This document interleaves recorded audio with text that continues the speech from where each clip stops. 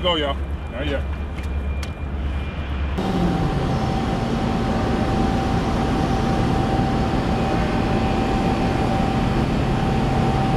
Well, good morning, and thank you everyone for being here today. What a great Navy day. Well, I'm honored to welcome home the USS Gerald R and its carrier Striker from their inaugural deployment in the Atlantic, where they strengthen relationships with allies and partners, exercise, plan, and combine opportunities, demonstrated its newest capabilities, as well as our nation and our Navy's commitment in the Atlantic. Second Fleet's primary goal is to contribute to peaceful, stable, and conflict-free Atlantic region through combined naval operations with our allies and partners. Together we are an agile, flexible force prepared to respond and to protect our national security interests throughout the Atlantic. This deployment was another example of how the U.S., alongside many allies and partners, are increasing our naval presence across the Atlantic and throughout the theater, strengthening our interoperability and interchangeability through combined exercises and operations.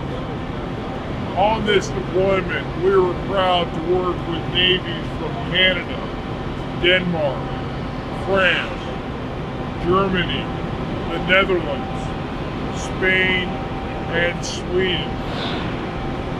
This was also an opportunity to deploy our most advanced, first-in-class aircraft carrier, the USS Gerald R, demonstrating high-end naval capabilities and integrating NATO, allies, and partners into the forward carrier Striker. I am extremely proud of the hard work that went into preparing and executing this deployment.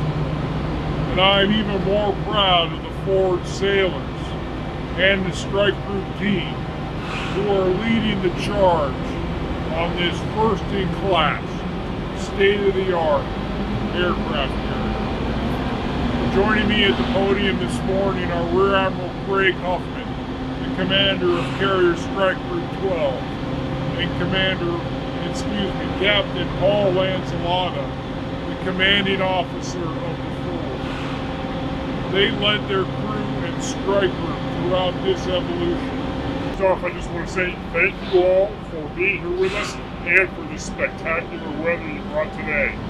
I will say that the entire strike group is extremely excited to be back home in Norfolk after completing the inaugural deployment of the Gerald R and the Gerald R strike group. This was a tremendous opportunity for us to take the Gerald R and all of those new technologies, incorporate them into a strike group setting, working with our cruisers and destroyers, and then also working with our allies and partners, folding those allies and partners seamlessly into the strike group concept as we operated throughout the Atlantic.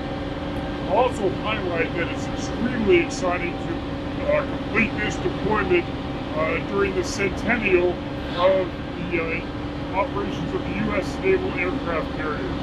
In 1922, USS Langley operated out of Norfolk, and so as we took Gerald R out for its first deployment in 2022, it's a fitting culmination of taking the first-in-class ship and bringing it out on its inaugural deployment. Last thing I'll highlight is how proud I am of the sailors of the Gerald R Striker. Throughout the entire evolution, their hard work, dedication, and professionalism enabled the successes that we enjoyed for the last several months. It's really exciting to see all the work that they did and the foundations that they laid that will give us the cornerstone of future operations of the Gerald R Striker. So again, thank you for the opportunity to be here today. Thank you for joining us, and I will turn it over to Captain Paul Lanzalota. I'll only add to Admiral Huffman's comments in terms of our extreme happiness with the crew's performance on this first deployment.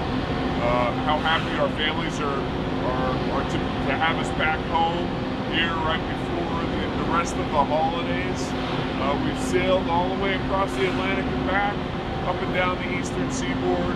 We've been lucky enough to celebrate with our first international port call and our first overseas port call in Portsmouth, England.